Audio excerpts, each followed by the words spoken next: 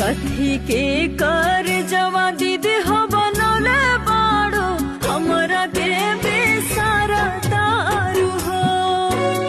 कथी के कर जवा दीदी हो बनौले बाड़ो हमरा के बेसारा दारू हो। उसके चाटैया बहिन हो बैठल बानी तोहरा के बैठवल बानी हो।